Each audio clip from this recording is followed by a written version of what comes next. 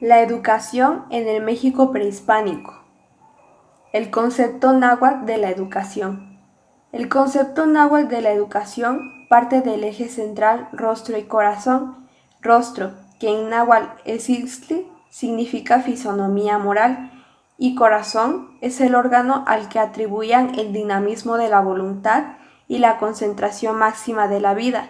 Estos términos en conjunto significan educación moral o persona con educación moralista. Hombre maduro, o masic o kixtli, varón adulto era quien había desarrollado la identidad rostro-corazón, el cual sería una referencia antigua de lo que en la actualidad es un docente. No poseer un rostro y un corazón u ocultarlo significaba no tener vocación o la capacidad para transmitir sabiduría, pues el sabio náhuatl, en su función de maestro, Temachtiani, era capaz de mostrar rostro y corazón, transmitir sabiduría a los ojos ajenos, es decir, a los alumnos. El sabio es una luz, una tea, en otras palabras, es quien ilumina. Además, pone un espejo delante de los otros, es decir, ayuda a los alumnos a conocer su rostro y el corazón que va implícito en el rostro. El alumno solo escucha, recibe los conocimientos y se acata lo que el maestro dice. Entre los diversos atributos del Temachtiani o maestro náhuatl podemos distinguir claramente dos clases: quienes se enfocaban a hacer que los educandos tomaran un rostro, lo desarrollaran, lo conocieran y lo hicieran sabio, y los que lo mostraban humanizando el querer de la gente y haciendo fuertes los corazones.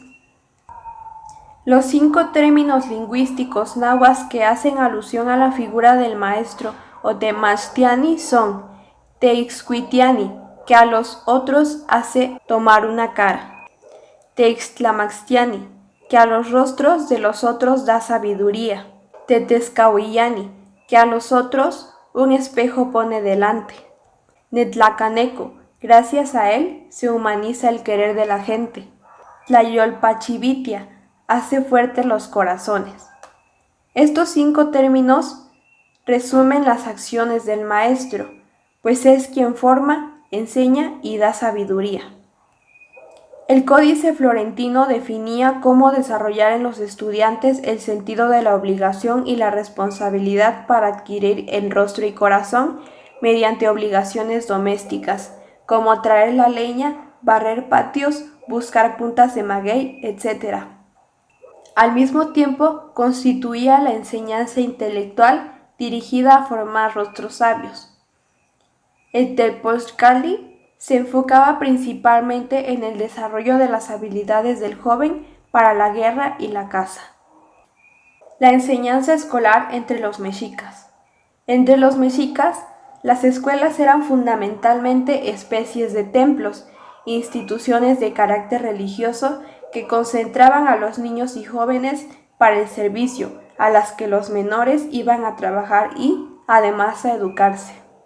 La función que ejercía era ofrecer culto a los dioses, por lo tanto, esta educación era universal, es decir, obligatoria. Son varias las clases de escuela que existían. El Calmecac, lugar de la hilera de casas, era la destinada a la nobleza, aunque no en forma exclusiva.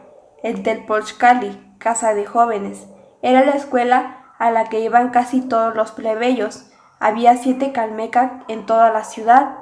En cambio, los Telpochcalli eran muy numerosos, pues existían 10 o 15 en cada barrio. La escuela femenina o Ichpochcalli, casa de doncellas. Asistían doncellas de 12 a 13 años, las mozas de la penitencia. Vivían en castidad al servicio de Dios. El Cuicacalli, casa del canto. Iban los alumnos a recibir clases de canto y danza, y también se dedicaban al trabajo comunal. Ahí se distribuían a los alumnos desde niños. Las actividades tributarias, que eran la siembra de los campos de beneficio colectivo, el batido de lodo con los pies para hacer adobes, la participación en la construcción de obras públicas, etc.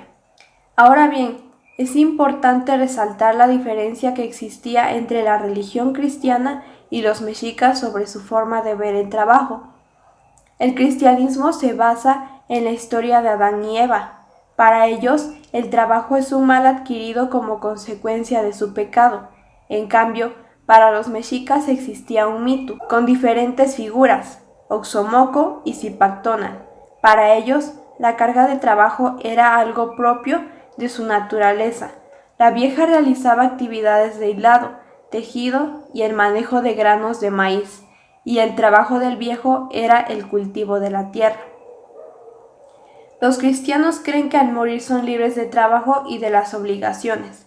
En cambio, los mexicas creían que las labores continuaban en el más allá y trabajaban en distintas actividades dependiendo de la causa de su muerte.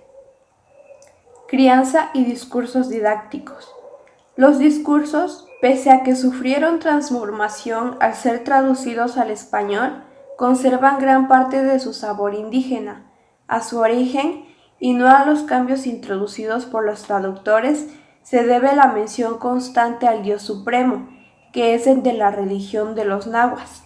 También incluyen la figura del demonio. Los textos muestran un gran parentesco con lo que se conservaron en lengua náhuatl, al punto de que pueden ser considerados fuentes aceptables para el conocimiento de las antiguas tradiciones.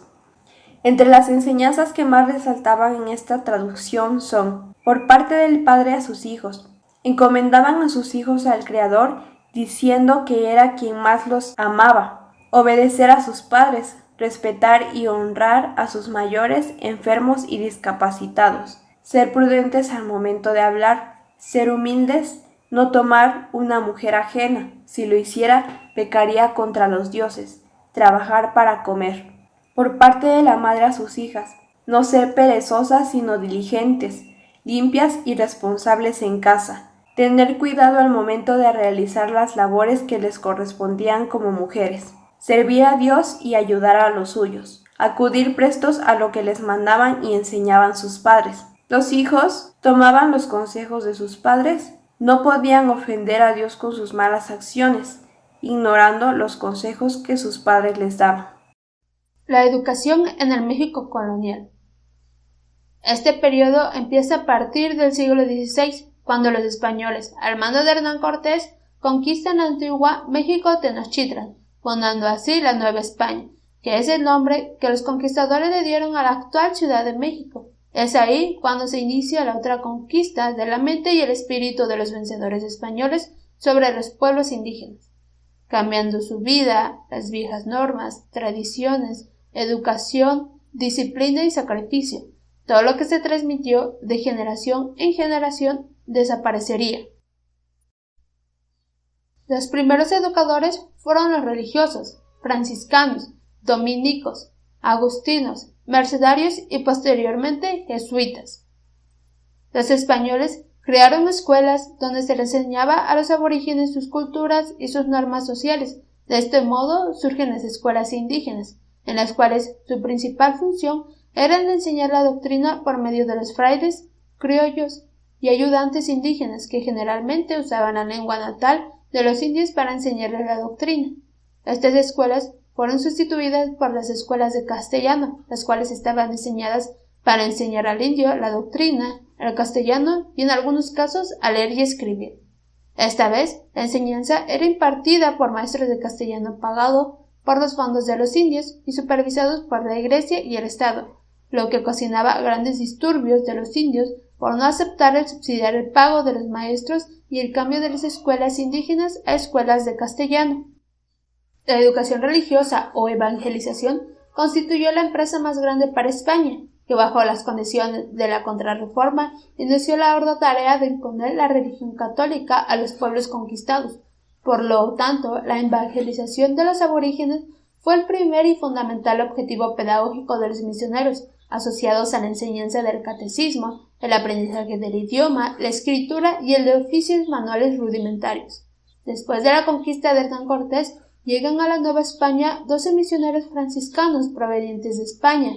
Cuando estos misioneros se establecieron, una de sus principales acciones a realizar es la educación. Primeramente, querían educar en la fe, ya que los indios hacían sacrificios para sus diversos dioses. Los indios eran considerados paganos y pecadores. es cuando los franciscanos empiezan un arduo trabajo para la educación y conversión de los indios a la fe. La educación que ofrecían los franciscanos no difería mucho con lo que tenían los indios, ya que la educación también estaba marcada por la clase social y por el género masculino y femenino. En la época colonial se crea un gremio para maestros de primeras letras. Después se crean escuelas destinadas para los alumnos de más bajos recursos. Muchos maestros estaban inconformes con esto, ya que las escuelas privadas se vendrían abajo. En esta época, ser maestro era de gran prestigio y era una persona muy respetada. No cualquiera podría ser un profesor. Debía cumplir con varios requisitos, entre ellos debía mostrar que era de sangre pura, origen español, sin mestizaje. Debía provenir de buena familia, con buenas costumbres y llevar una vida ejemplar. Debía no solo tener la habilidad y conocimiento, sino también la estabilidad económica para hacerlo. Para ser maestro, primero se tenía que ser un profesionista y después ingresar al orden religioso. Aunque no eran consideradas maestras, las amigas, mujeres con conocimiento sobre la lectura y la escritura, les daban una leve introducción hacia las primeras letras a los niños. Era solamente un acercamiento. Era lo que más podían hacer, ya que no estaban autorizadas para introducir. Era con las amigas quienes muchos alumnos recibían esa primera experiencia y después continuaban su introducción a las escuelas públicas. La llegada de los nuevos jesuitas a la Nueva España provocó la creación de grandes escuelas y universidades como el de la cirugía, la cual pretendía crear médicos más preparados, enseñando a sus alumnos con bases adquiridas con las prácticas y la exploración de cuerpos humanos. La Academia de Bellas Artes, donde se preparaban futuros artistas en la pintura, arquitectura y escultura. La creación del Jardín Botánico, donde se pretendía fortalecer en el ámbito médico mediante la experimentación de la investigación botánica. Y la Escuela de Minería, para capacitar a los mineros de la época con técnicas más avanzadas. La educación en la época colonial fue el principio de una nueva nación mexicana, que a pesar de los grandes retos que presentaron al educar a una sociedad tan distinta en sus formas y modos, los conquistadores buscaron las estrategias necesarias que fueran efectivas y fáciles para hacer una transición de una cultura a otra. La intención evangelizadora en un principio cumplió con un rol muy importante. Brindó a la población las posibilidades de acceder a nuevos saberes. Aunque la diferencia de clases sociales se vieron presentes antes, en la época prehispánica, en la colonial era más visible la diferencia de estas, aún visibles en la actualidad. En conclusión, la educación de esta época, el objetivo principal se enfocaba específicamente en el ámbito religioso, a buscar que la educación no se centralizara en manos del clero, dando la posibilidad de generar para todos el acceso a la educación, así como ser también una educación laica.